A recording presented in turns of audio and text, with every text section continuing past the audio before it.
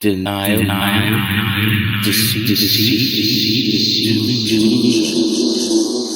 The most interesting stuff we do here on this podcast and in my videos and books and articles is not just report this ridiculous level of black violence so wildly out of proportion, but to me it gets real interesting, real fun when we start documenting, showing how so many people are in denial, deceit, and delusion, which allows them to ignore, deny, condone, excuse, encourage, and even lie about this level of black violence and criminality that so transparently exists out of proportion, but which they are so eager to pretend is not even happening.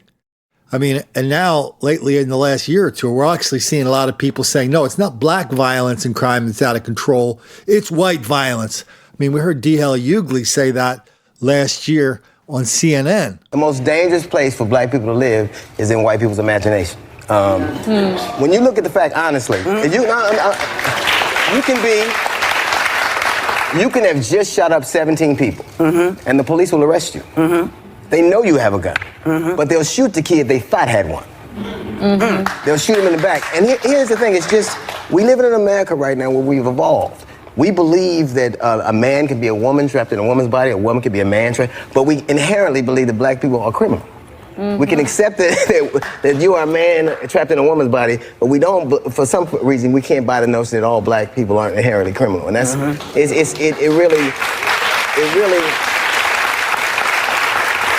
and then we don't, like for every time something happens, they'll say, these dualities can't exist. You can't tell us we live in a country where you're innocent until proven guilty, but then okay, you being murdered because he said you were guilty. The cops said you were guilty. They didn't try you. Before they right.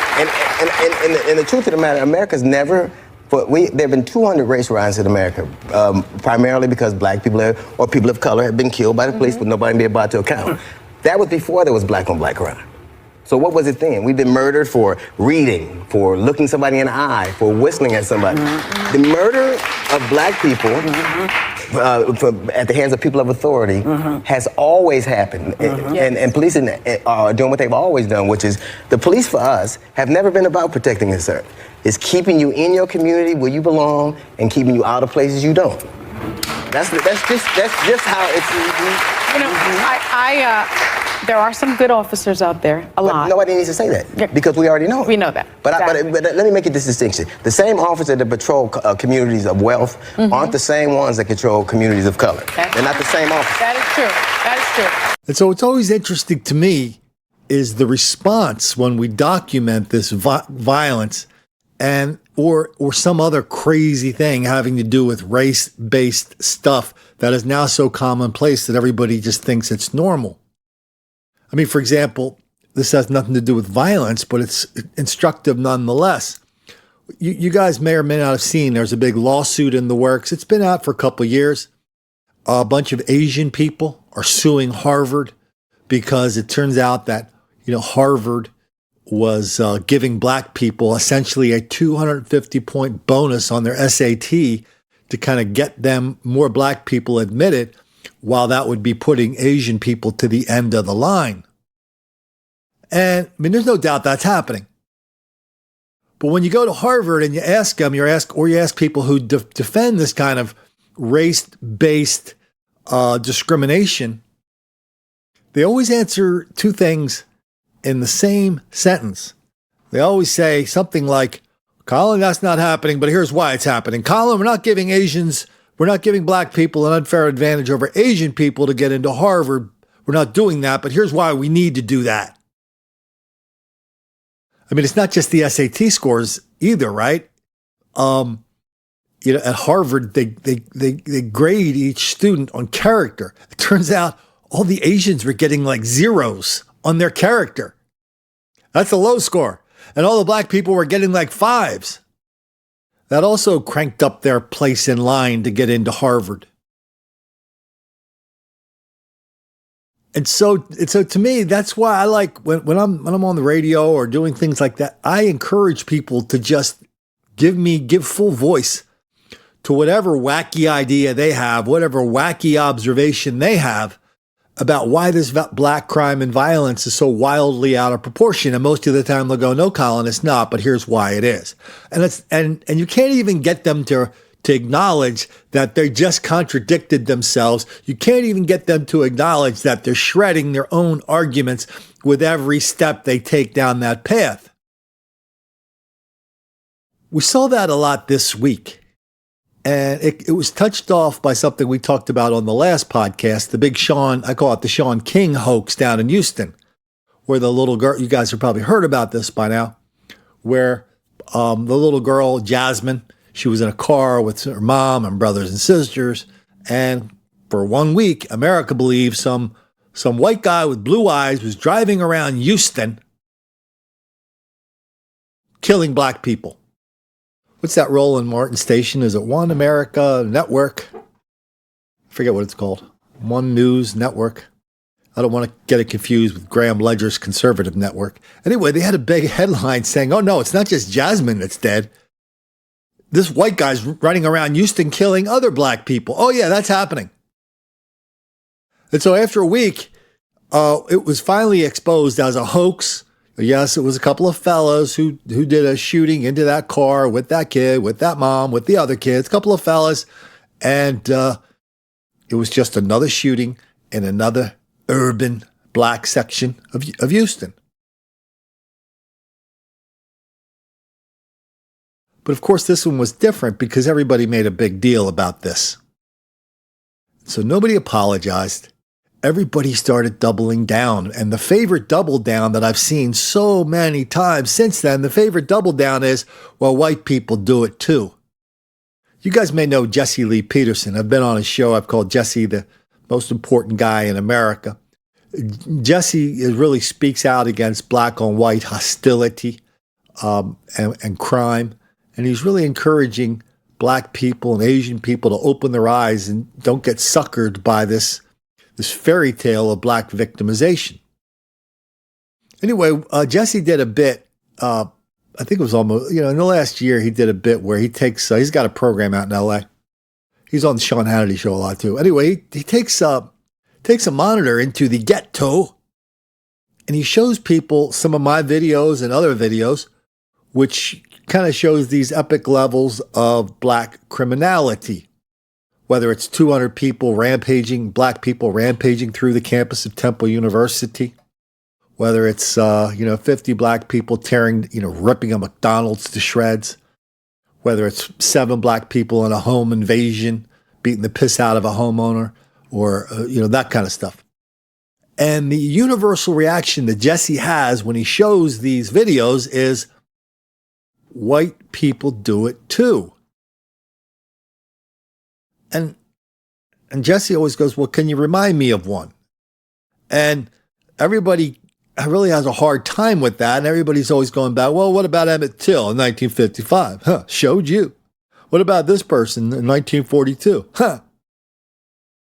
And meanwhile, they're talking about 1942, and we're talking about things that have happened in the last 42 minutes. And that's, and so, that's what's happening with the Shaun King reaction. So the white people do it too is taking a different twist this time around. And it is, yeah, well, what about these mass shooters, Colin? I mean, that's a white thing. Most mass shooters are white. And that's flat out not true. And not just because the New York Times says 3/4 of mass shooters are white, which they do.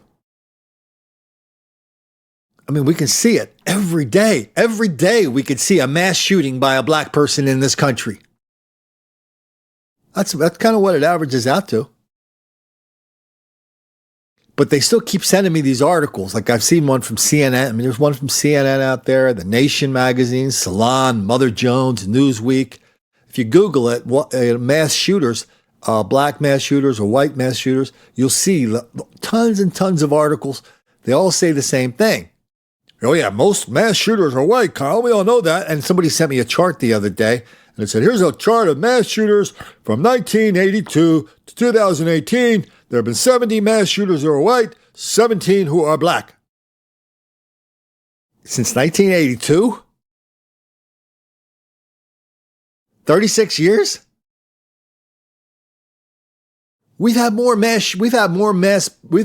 examples of black shooters in the last 17 days than you said exist in 17 years. And it's not, they're not hard to find. You know, on this chat, on this podcast, and in my other endeavors, some people are very, very generous in their praise of good old Colin. Colin, you're doing this. You're the only one doing that. You're doing well. The fact of the matter is this.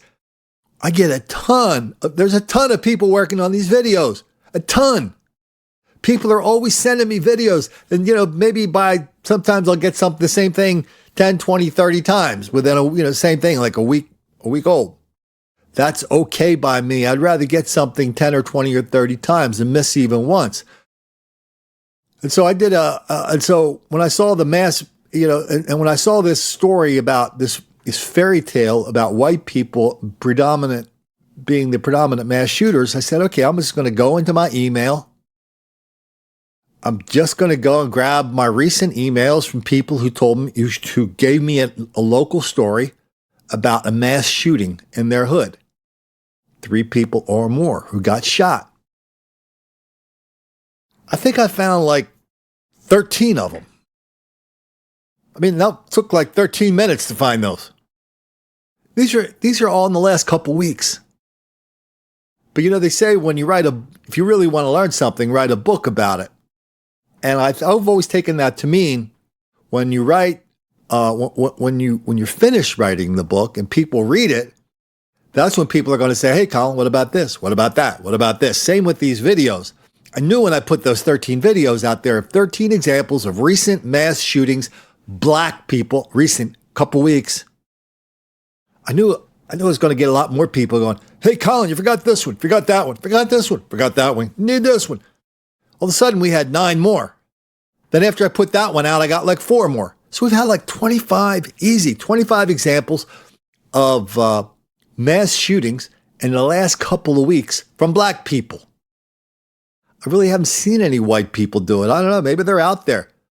But I tell you what, there's a lot of people that listen and read and watch my stuff with one intention only, to catch me in a mistake. It doesn't happen because I'm just not that eager to put something out there unless I'm sure of it.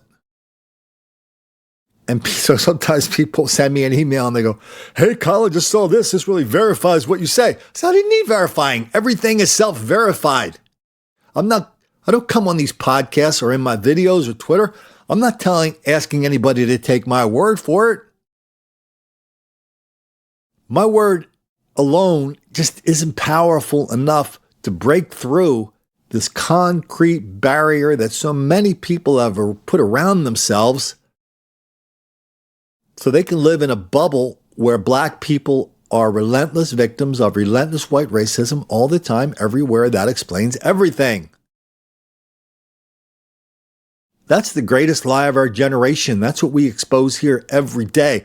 But to protect that lie requires a lot of work. And most of the work is just ignoring, denying, condoning, excusing, encouraging, and even lying about what people are seeing with their own eyes. So I thought we'd start this podcast out this way. Why don't we just go through some of these videos, just some of the audio. We'll use the audio, just little clips of audio from some of these news stories. And then we'll go through some of the other mass shootings that didn't even get a TV story in their local markets. And one of the reasons is it's like, yeah, that's not even that big of a deal around here because that happens a lot. So let's do that. Then let's take a couple minutes just to hear a couple of those. I'll see you on the other side. We now know 8 people were shot at a house party early Sunday morning. 1 woman is still in critical condition. And we're only 6 days into 2019, and at least 8 people have been shot in Leon County. Early on New Year's Day, 5 people were shot in a plaza on Pensacola Street. Investigators find 2 women and 1 man dead in an Oklahoma City home. It's the second homicide investigation at the same house in just the last year. Oklahoma City father shot and killed at a gas station. The suspect also shooting at 2 other strangers. Now investigators are trying to find a motive for the seemingly random rampage. That's where police say 5 people were shot tonight. Christian De La Rosa is live on the scene with what else we know so far. Several people shot after gunfire rings out in Miami. Police responded to the scene on Northwest 3rd Avenue and 16th Street around 2:30 yesterday morning. Police say at least 5 people were shot and rushed to the hospital. Where at least 3 people were shot. Candace, what can you tell us at this point? 2 gunmen fired off more than a dozen bullets, hitting 3 people on Grat Street in North Philadelphia. All 3 of these people are now in a fight for their lives. People started running to the back of the bowling alley and on the floor and between the lanes. Is investigating an early morning shooting in the Richmond Hill section of Queens. Police say it all started with an argument outside Rose Lounge on 130th Street. That's when shots rang out, hitting several people. 5 people were taken to local hospitals. All are expected to be okay. Other violent crimes have hit this area of Northeast Columbia before. Miranda Parnell is at the scene of this morning's shooting with concern from those who live or work in that area. Miranda? Well, you know, people we spoke with weren't shocked to find out what happened today when we let them know about that shooting. They say that crime and shootings like this are commonplace in these nightclubs and lounges. And now city leaders are saying they're ready to change that. I'm disgusted and frankly afraid. Less than 6.5 hours into 2019, and 5 people had already been shot in Columbia at Faces Lounge on Decker Boulevard.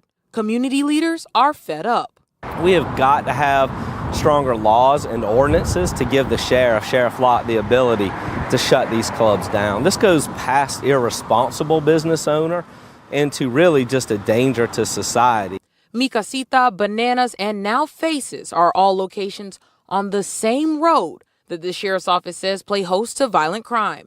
In May, Mi Casita was slapped with a stop work order after the sheriff said they were operating as an illegal strip club. We have got to shut these clubs down. This is blood money, pure and simple.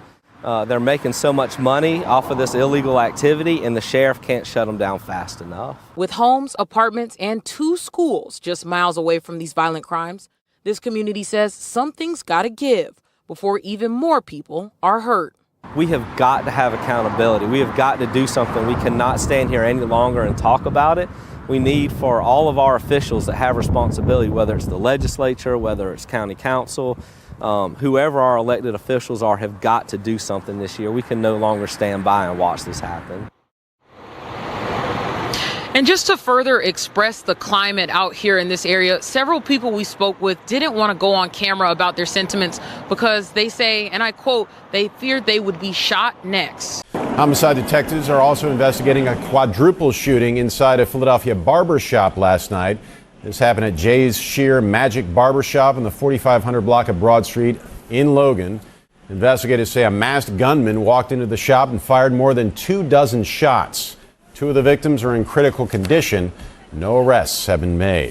When I seen the video, I was really shocked. It was early morning and the place was packed. Innocent bystanders, just people just there getting something to eat. Here at Hannity gas station on Woodland Avenue at East 55th Street in Cleveland. It was an argument at first. These men seen here exchanging words last Saturday around 3 a.m.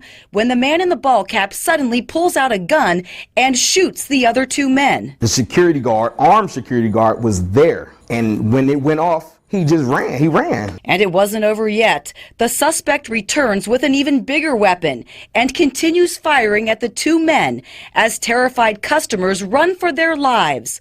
Among them is a 36-year-old woman caught in the gunfire and dragged to safety by the others in line. And an innocent lady got shot in her knees. And it had nothing to do with just trying to get some food. Rick Graham blogs about Cleveland crime on various Facebook pages and got this video from an anonymous sender. He couldn't believe what happened next. To see everybody walk past this person and just look, it was like, oh, everybody was just walking past them. The 3 victims survived and were rushed to Metro Health Medical Center, where Cleveland police determined that one of the men injured was 24-year-old Richard Pinson, with a warrant for his arrest for aggravated robbery and murder. However, they are still looking for this brazen shooter. Rick just hopes they find him soon. It really just, it made me sad. Anything can happen just like that. Why don't I read some headlines from some of the print media? Here's one from Oakland. 3 men shot and killed in West Oakland triple homicide days into the new year. I mean, how many times in Oakland are more than 2 people shot? A lot. Why don't we run down to Houston? Here's a story out of Houston about a guy who was just walking through his neighborhood shooting people. He shot 3 people before a cop came along and shot him. Down in over in Fort Wayne, Indiana, witnesses describe a triple shooting at a homicide scene, triple homicide scene. Picture a bunch of the fellas who did it. That happened on November the 27th. So that would have been what, 6 weeks ago? Okay. So we're doing that's kind of the latest one we have here. I think we have one later one. Why don't we run down to Louisiana area? I think this might be pretty close to New Orleans. Here's a headline: Lutcher Christmas Eve shooting, 2 dead, 2 hurt. Unanswered questions and a frustrated sheriff. All these are mass shootings. Except the crazy part about we're not done with this list yet, but here's how you take 17 mass shootings in a couple days and try to pretend there have been 17 mass shootings in the last 36 years by black people. What you do is you just constantly marginalize and define narrowly.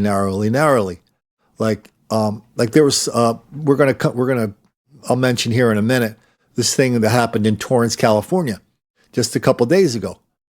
I think it was a Friday night. The video show a bunch of black people at a bowling alley, lots of argy-bargy, lots of fighting, lots of property damage. All of a sudden, you hear these shots ring out. 7 people are shot, 3 are dead. A bunch of people went to my Twitter stream and other places to say, oh no, Colin, that's not a mass shooting. Well, why isn't it? Well, that's just a gang fight. And another situation where if it was a drug deal gone bad, and the people are getting shot up and those things all the time, that's another thing. Well, Colin, that's not a mass shooting. That's just a drug deal gone bad. Well, what about drive-bys?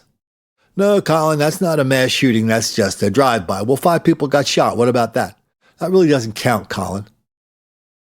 And so you keep defining these things narrow as you can until all that's left is some glassy-eyed white kid on some kind of psychoactive drugs, and it's like, yeah, it's only white people doing this.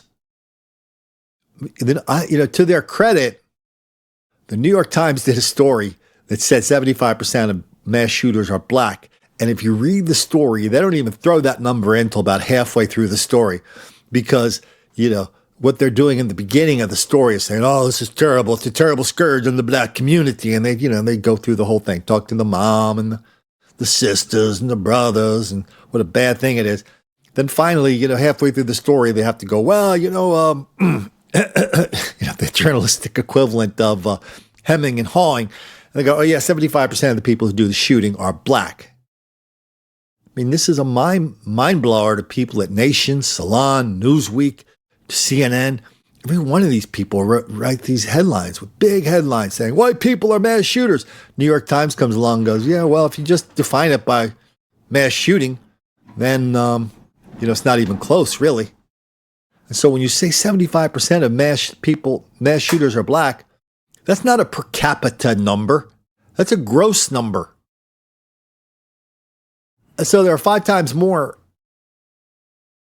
white people in America than black people, so you would expect to have 5 times more mass shooters if everything were equal.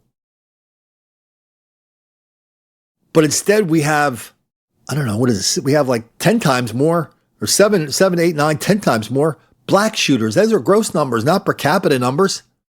That means they're out of whack by a factor of 40, 50, 60, 70, 80, 100. 100 times.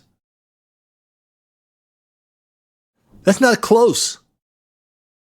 That's not even close.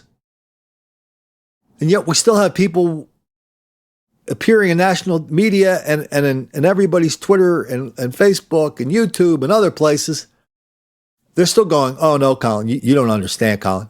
White people are mass shooters, Colin. And they just simply refuse to acknowledge what's out in the street day after day after day after day. It's like, can we wish that away, Colin? No, Colin doesn't do the wishing away thing. Here's something that was reported in December 27th, 2018. This is kind of a weird story, and it says, arrests made in mass shooting at fake gender reveal party. This was in Cincinnati when 8 people were shot, including 3 children. I don't know. I don't know exactly what a fake gender reveal party is. All I know is that 8 people got shot. It took them a while to finally make some arrests in that case. Move on up to Syracuse, New York. Memorial service leaves 5 injured, including children 8 and 14. People were shooting at a peace rally. Why don't we go up to Cleveland, Ohio, New Year's Eve. 3 people dead. 2 injured after an uninvited guest gets unhappy that he gets kicked out of the party. I've been kicked out of parties. I didn't really feel like I wanted to go shoot anybody about it. I don't know. Did we do this one on Fort Wayne, Indiana? Here, yeah, I think we did. Sorry, I got my clips, a duplicate copy of the clip here. Anyway, one of the fellas killed 3 people in Fort Wayne. Why don't we go down to St. Louis, January 3rd, 2019. 2 dead in triple shooting.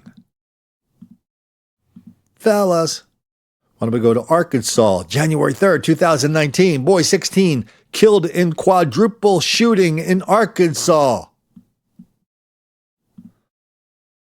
Anybody ever been to Talladega County? I'm 90% sure that's down in Florida. 5 people shot in Talladega County. Lawmen are seeking witnesses. So that's like, there's like 22 or 23 events there. Then I did 2 videos on this. You can find these on my Facebook page and over at minds.com/Colin Flaherty. Plus, you know, a lot of people are posting my videos on YouTube. And I think there's like 3 guys that are really, which I'm glad of. They're really aggressive about posting my videos on YouTube. So if you're a YouTube person, you hate leaving there, just enter Colin Flaherty in the search box and you'll see some of these latest videos, including the ones talks about that gives more details about each one of these mass shootings. But even after I did 2 videos on this, again, it happened again. I got a video. Hey, Colin, you didn't get this one. One of the fellas killed his 3 kids and wounded the mom. Another shooting in what was it, Philadelphia? Yeah, like a triple shooting in Philadelphia. I mean, I think we got like 3 or 4 more, just on and on and on and on. And the people who make these phony baloney lists up just look at it and go, oh no, Colin, that's a drug deal gone bad, so that doesn't really count. Of course it counts.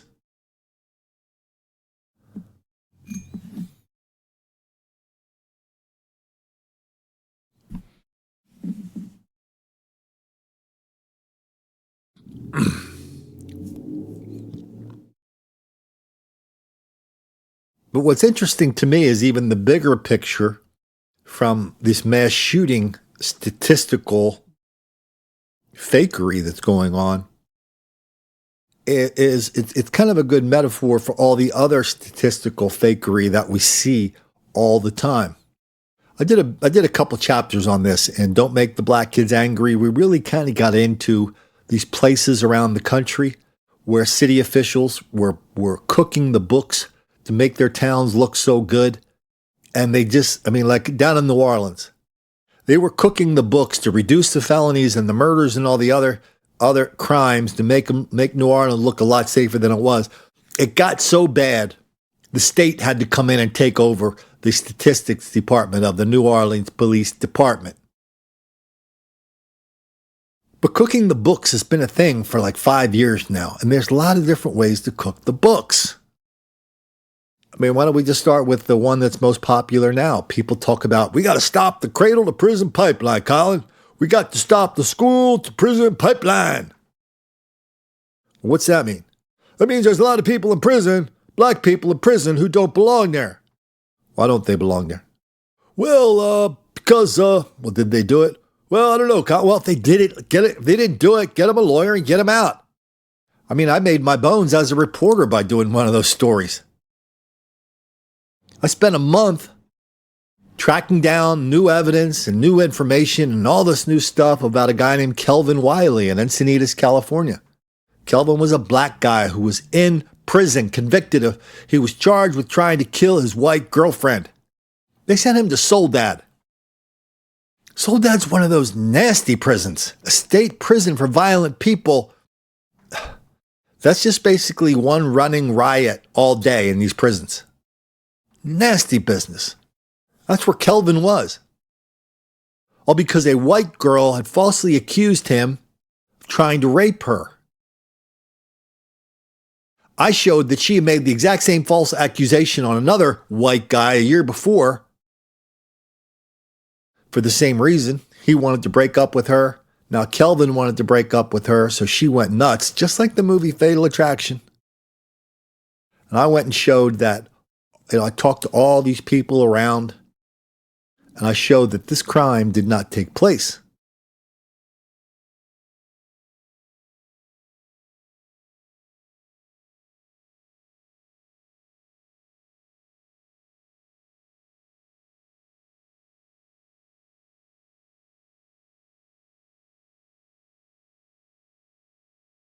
So to end up in prison, I mean, it's really kind of hard. People forget it's kind of hard to go to prison now.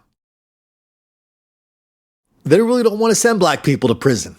I mean, because everybody knows that black people are relentless victims of relentless white racism all the time, everywhere. That explains everything. And the judges and the DAs and the prosecutors and the juries are just doing everything they can not to send black people to prison. So if somebody's in there that doesn't belong in there, I mean, it's not really that hard to get them out. I mean, you got to do the work, but you got to get them out. That's a legal thing. I don't see why that's an overarching macro criminal theory thing. But on the other hand, and the reason everybody says there's too many black people in prison for no reason whatsoever is because the numbers are off, right? I mean, black people outnumber white people in prison by what, 4, 5, 6, 7 to 1, some crazy number. And so that is proof, this disparity between black people and white people is proof positive of the white racism that basically is ignoring all this crime by white people. Cops, and they say this, the only reason black people are being arrested is because black people are over-policed. If you took the same police from that neighborhood, that black neighborhood, put it in a white neighborhood, you'd get the same amount of people doing drugs, dealing drugs, breaking and entering, robbing, stealing, clunking people over the head, killing people. And the only reason we don't know more about that is because cops are ignoring all that. So cops ignore the 911 calls, the victims, the videos. They ignore the police reports. They ignore witnesses. You have to ignore 5 things. And a whole bunch of people got to ignore 5 things. And if you're a victim of one of these white crimes, why are you going to ignore it? Why aren't you going to the newspaper? Why aren't you going to TV? Saying, hey, that white guy just clunked me over the head and killed my family. But the cop came and he said it was, not any of his business. Had to bury him in the backyard. I mean, that's the story? Yes, that's the story. So now we've got mayors and district attorneys and police chiefs in places like Philadelphia, Boston, St. Louis, Chicago, Baltimore, and dozens of other chocolate cities where they're saying that, this criminal, they weren't waiting around for Trump to sign his federal criminal justice reform. They are already doing it. And to them, criminal justice reform means putting fewer black people in prison, means arresting fewer black people, and it means getting them out of there once they're in there. That is criminal justice reform. In the Chicago now, they're bragging. They're bragging that they have fewer people in the jail in Chicago than ever before. They've got it down to under 6,000 people. Ditto for Philadelphia. Oh, we've never had never had so few people in jail in our jails. Yeah, this is criminal justice reform. Across the river in Camden, New Jersey, from Philadelphia, they had a big story the other day about crime is like taking a nosedive, going way down in Camden. Nobody thinks that. But this is a good example of the numbers show that. But if you stop arresting people in a chocolate city, well, your crime numbers are going to go down. Again, we documented almost all of this and don't make the black kids angry. But this is another reason why these numbers go down, down, down. But I'm going to talk about how they go down in a minute. Then we're going to talk about the consequences of what happens when the numbers go down. I mean, when remember Stephanie Rawlings Blake? She was the mayor of Baltimore. And she's the one who, during the riots, said, we're going to give them space to destroy, room to destroy. And she said that at a news conference with about 1 million cameras rolling. That night on TV, mayor says give the rioters room to destroy. Next day, she's all indignant. I never said that. You know I never said that. And they played her the tape. She goes, I don't care. I didn't say it. Okay, whatever. You didn't. I mean, you said it, but you wish you hadn't said it. But that's a big difference. That's a big difference. Wishing you hadn't said it does not equal not having said it. Anyway, she was bragging when she got into office. After the first year she's in office, she reduced the number of arrests from 100,000 a year to 50,000 in Baltimore. And now it's like 29,000. When Harry Belafonte, when he was speaking, he's a big kind of a social justice warrior type. He was speaking at the first inauguration of Mayor de Blasio. And he got up there and gave one of these spiels for criminal justice reform. And he said, in New York, too many black people are arrested for no reason whatsoever. We're trying to arrest our way out of this mess. We can't arrest our way out of this mess. 2 days later, a member of the Bloomberg administration was quite indignant.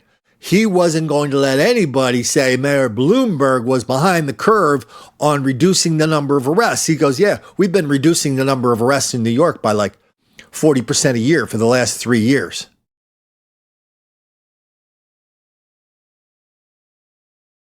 You ought to Google the term, we're not going to arrest our way out of this mess. And see how often it pops up. I mean, it's like, we're not going to arrest our way out of this mess.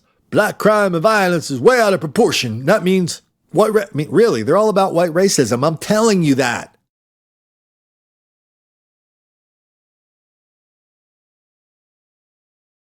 Here's another way they drop the numbers down.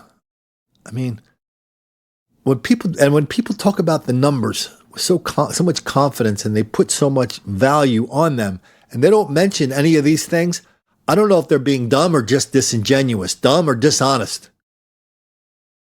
But everybody knows in the ghetto, stitches for snitches is part of the culture. You do not call the cops when somebody gets shot or robbed. You don't do it. Stitches for snitches. That's kind of the first cousin, really, of witness intimidation for somebody who was stupid enough to get arrested. Then the word goes out in the hood that if you testify against the brother up there, that's going to be the worst thing that ever happened to you and to your family. All these things are driving the numbers down, down, down. Is crime going down? No, the crime's going the other way. What about Bronx juries? Big chapter in Don't Make the Black Kids Angry on Bronx juries. And it tells a story. The New York Post wrote a big story about them, saying everybody in Brooklyn and the Bronx, the lawyers up there are getting upset because a lot of white hipsters are moving into these areas. They're polluting the jury pools. Used to be a black, and because black people tend not to convict black defendants.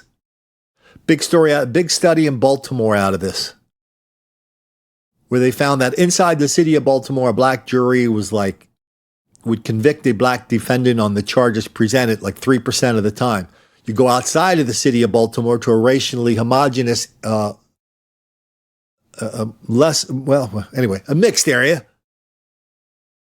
And black people were being convicted at expected rates of 75, 80, 85%. It's pretty much like, other parts of the country. There was a story on CBS News this year. What was it called? 48 Hours NCIS. So it's not the NCIS drama. It's called 48 Hours NCIS. It's about two people in the Navy, a young lady, a young man. He went to some party. They're driving back. They drive back, stop in this parking lot of a church so he and she can take a leak. Well, there's 5 fellas hanging out behind the church. They kidnap and murder them. Those kids are dead. Put one on trial. They were found not guilty of everything except one charge of kidnapping, which got them a long sentence. But they were, and the reason that they were only charged with got convicted of kidnapping is because this is right on the video, a black juror, when she went into the jury room, the first thing she said is, I'm not voting to send another black man to jail. Not going to do that. So finally, it took a couple days, but they ended up bargaining with this black juror, saying, okay, let's not convict him of murder. Let's convict him of something else, lesser, kidnapping. And that's what they did. This is another thing driving the numbers down. And there was even a story in the Washington Post, a professor from Georgetown University. He used to be a federal prosecutor in Baltimore, I think, or maybe in D.C., I forget. This federal prosecutor wrote a column for the Washington Post saying black juries shouldn't convict black defendants if they believe there's white racism involved.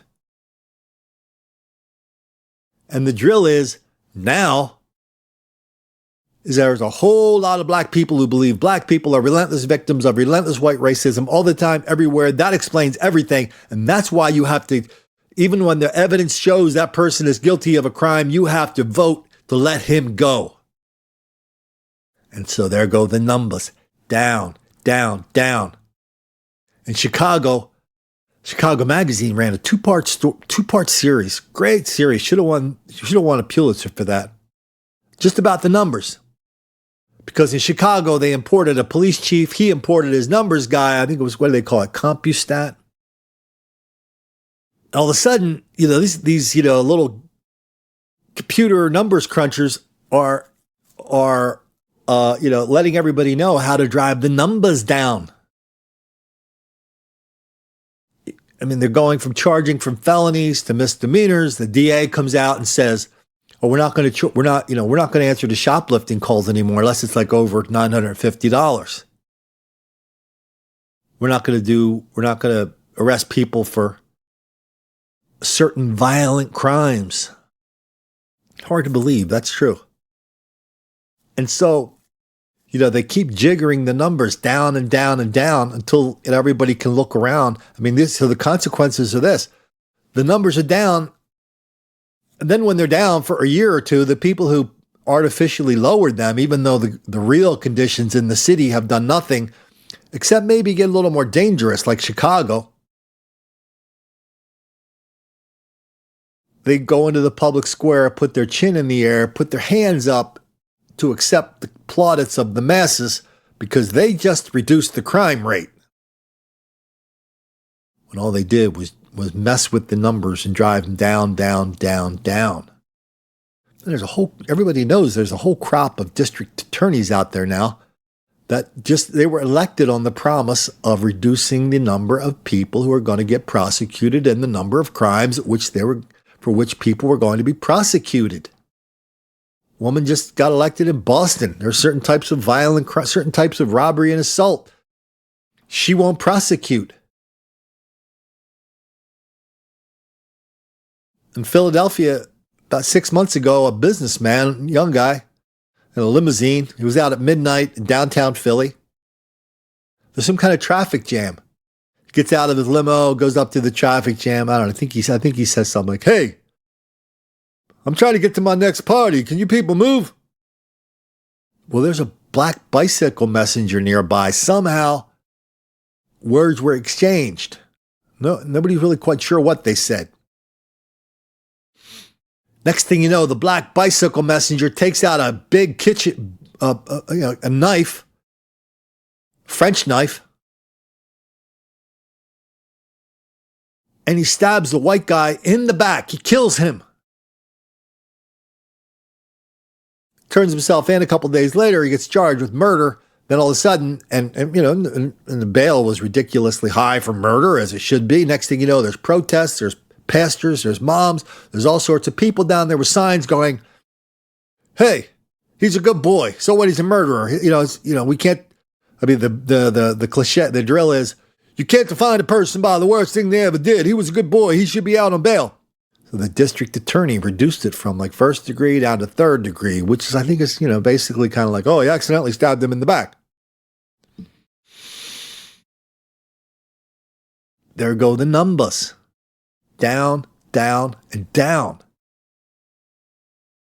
And here's the weird thing. Maybe it's the important thing about what we're doing here, is that the reason these numbers are allowed, and people are allowed to tinker with these numbers and dismantle this whole criminal reporting system until it just has no credibility at all with me and lots of other people, is because a lot of people know whenever it's involving race, you're not going to get any pushback. Everybody's terrified to challenge a black person in public. But who's going to go and say, Kim Fox, oh yeah, I represent all the working white people of Chicago. We don't like it how you're letting black criminals go scot-free. We don't like that.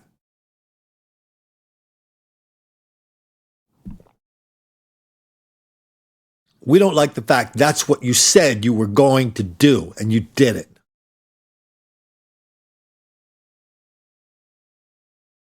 So that's why what we're doing here is important, because we know what the numbers are. We know as bad as the numbers are, they're really way, way worse. But even so, people are saying they're getting better, Colin. And so we have to constantly remind people these numbers, what the numbers really mean. And we don't do it by getting into an academic discussion of bell curves and numbers. No, we show real people and real stories about real consequences of this black violence against old people, young people, white people, Asian people, gay people, straight people, Amish people, Eskimos, kitties, puppies, turtles, goldfish. We have to show that over and over and over and over until we're chipping away at the greatest lie of our generation, the hoax of black victimization. And yeah, would I like it if every person on the planet subscribed to my YouTube channel? And, last time I got kicked off of YouTube, we have 12 million viewers per month. That was pretty cool. We're still getting a lot of viewers. Matter of fact, we're getting a lot of viewers on YouTube still. It's not 12 million. But we're chipping away at this lie. We're chipping away at this enormous bubble people have constructed around themselves. And there's just too much reality out there, too much video, too many victims, too many witnesses, too many 911 calls and police reports. There's too much of that for this bubble to say, yeah, it's going to last forever. But at that point, it's going to become up to us, right? And how we learn to talk about it, and how we learn to become persuasive about it. And so our really best thing that we have, our best tool, is not to get into these arcane discussions about the numbers. Or it's not, if you find yourself explaining things, that's not persuasive either. If you find yourself talking about causes, that's not persuasive. Solutions, not persuasive. And the people who will do anything to obfuscate this ridiculous level of black criminality will talk to you all day long about those things and take you down the rabbit hole, and you're going to be down there and you're going to be stuck down there. You won't even know you're in a rabbit hole. And if you hear something from outside of the rabbit hole, what you hear is the laughing of the people who sent you down there, chasing phony numbers, chasing phony statistics, chasing phony studies, challenging you to debunk crazy studies.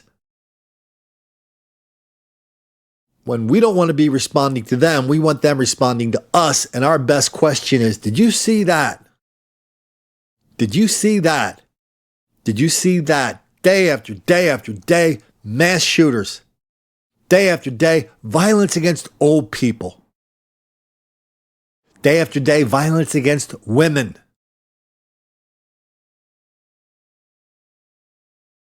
It's relentless. And we keep asking, like, okay, where are the other stories? Where are the white people doing this too? And they always, when you ask them that, they always say, here, Colin, here, got you. Guess, told you, Colin, white people do it too. It's always a story that's like 3 years old. What about this story, Colin? And maybe there's, this summer, CNN and a couple other story networks did the same story. They called it the Summer of Hate. Basically showed old white people on subways yelling at minorities. Go back to your own country. Nobody got shot. Nobody got stabbed. Nobody got robbed. Nobody got conked over the head. I don't know if it makes a difference, but when I see something like that, I mean, is there a difference between anger and hate? Because those things look like they're coming out of anger, but I don't know, it's kind of semantic. Something to think about. And so when we think about this, let's not appoint ourselves experts about things we know nothing about. Because that's what the fellas and their enablers do. They're pretending they're experts, but when you ask them one question, two questions, by the end of the second question, it is transparently obvious that they are making it up and they don't know anything about anything. And that's where we want them to be. We want to sink them with their own words, hoist them by their own petard. We don't want them to do that to us. I mean, that's one level we operate on here. The other level we operate on is not just, the first level is exposing this hypocrisy, exposing this denial, deceit, and delusion. And these things are kind of related, but maybe not that much. The other level is, there's a lot of people out there that are still living in this bubble that are putting themselves in danger because they won't let themselves see the bubble and see the reality. It was weird. I remember one of the, what's it called? Nextdoor.com for Wilmington, Delaware. So I live in this little area called the 9th Ward of Wilmington. So I keep an eye on what my neighbors are up to. It's 3 nights ago, somebody said, yeah, a bunch of teenagers were on my porch and, this happened and that happened. And, I'm sure they were just, I didn't really call the police because I'm sure they were just having a good, just goofing off. And it was just innocent teenage fun. This is in an area where black people are violent and destructive of people's property regularly. But this lady, she was like, this white lady just could not excuse it quickly enough. Then it comes down like 2 hours later. The next thing, she goes, yeah, those kids were just in my neighborhood. They beat the hell out of somebody. The lady goes, oh, sorry about that. Then it happened again like 2 nights ago. Same thing. Some lady goes, yeah, I was walking down the street. This is like 3 blocks from good old Colin. Bunch of black women came up and they robbed me and beat me. And then another lady goes, yeah, I got beat last year. I went to the hospital. The women who beat me, the girl who beat me, and there was a bunch of them, and only one got arrested. She got a 1-year probation. I heard her telling her friends about it, and they were all laughing about it. She goes, now I am permanently physically disabled from the beating I got.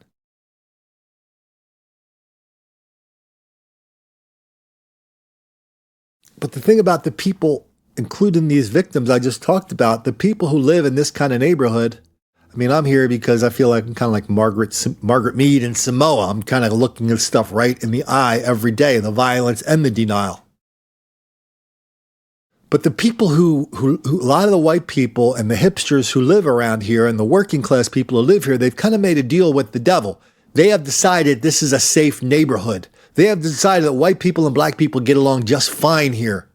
So they have these filters on, this bubble on that just simply doesn't allow anything through to contradict that.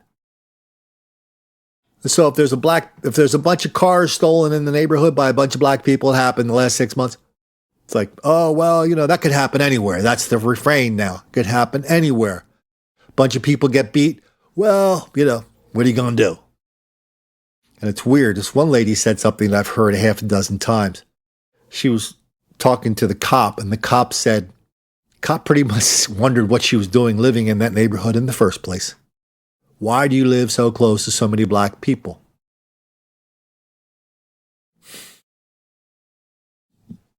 So that's the level of denial, deceit, and delusion we're dealing with, that we see examples of all the time, that has enormously bad consequences for on a lot of different levels.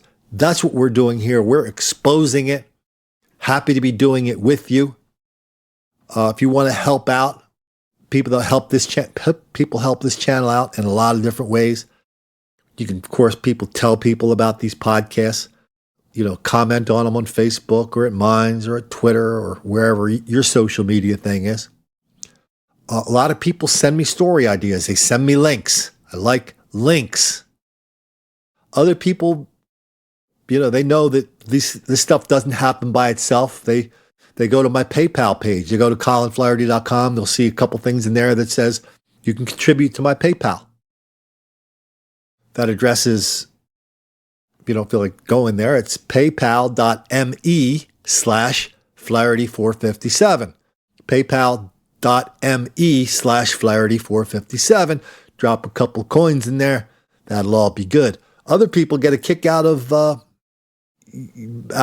using some of the merchandise we have up there. Like I just put some new coffee cups and t-shirts up today with a new design for denial, deceit, and delusion. We have a shirt on with the definition of racism written across it. Definition of racism is any conservative disagreeing with a liberal. I think Thomas Sowell said that. So that's so every once in a while we have to take this broad look to see what the land looks like, to see that it's really bad, but to see that, yes, we are capable of making a difference. More and more people are speaking out. More and more people are living in a bubble, but more of us are chipping away at that bubble. I'm happy to be chipping at it with you. See you at the next podcast, but until then, please don't make the black kids angry. Denial, deceit, delusion.